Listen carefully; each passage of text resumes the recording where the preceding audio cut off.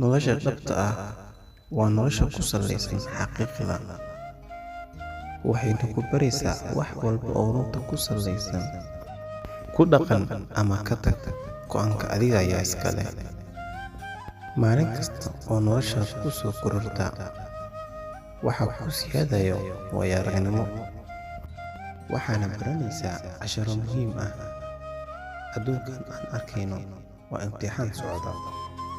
Qof walba wax buu ku haminayaa, mana yaqaano hadafka dhabta ah ee nolosha. Taasi waxaad ku dareemaysaa dadka qaar intay ku wareeraan adduunka ayay mar isdhaafiyaan, halka kuwa qaar ay iska noqdeen kuwo kelinimo jacayl.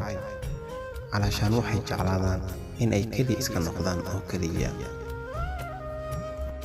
Haddaba, si kasta oo aad dhibaato u dareento, ma ahan inaad heerkaas gaarto. Xusuusnow, xikmad qiimo badan ayaa waxay leedahay. Waxba ha isku wareerinin dunidan, hana ka walwalin mustaqbalkaaga, maxaa yeelay Allah ayaa gacanta ku hayo. Farxadda badan waxaa laga helaa 5 waxyaabood.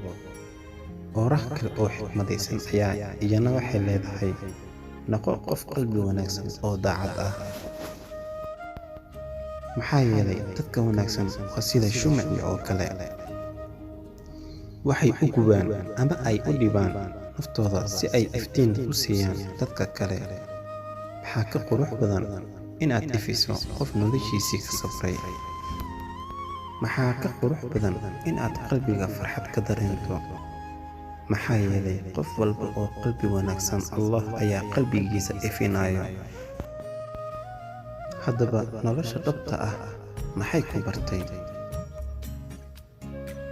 Nolosha dhabta ah waxay i bartay in jaamacad iyo iskuulka aan wax ka barano, kadibna aan imtixaanada galno.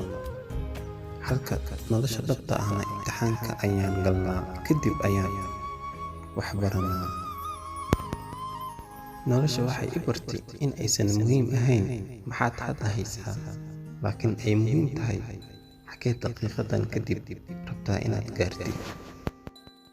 Waxaan bartay in ay qofku u khayr badan tahay inuu ahaado diidiin ku socda dariiqa toosan, intii uu ahaan lahaa deero ku socda dariiq khaldan. Waxaan bartay in furaha khasaaradu uu yahay in qofka uu isku dayo inuu raaligeliyo cid kasta. Nolosha dhabta ah waxay i bartay in camalka wanaagsan uu aad ugu fiican yahay hadal wanaagsan oo keliya. Waxaan bartay in ay badan yihiin dadka hela waanooyin badan, laakiin ay yar yihiin inta ku dhaqanta. Nolosha dhabta ah waxay i bartay in ay khasaaradu aysan ceeb ahayn, laakiin ceeb ay tahay in aad wax la tijaabin. Waxaan bartay in marka aad qoslaysid uu adduunka dhan kula qoslayo, laakiin markii aad oynayso aysan kula oyn doonin. Nolosha dhabta ah waxay i bartay in farqi weyn u dhexeeyo tijaabinta badan iyo ka quusashada.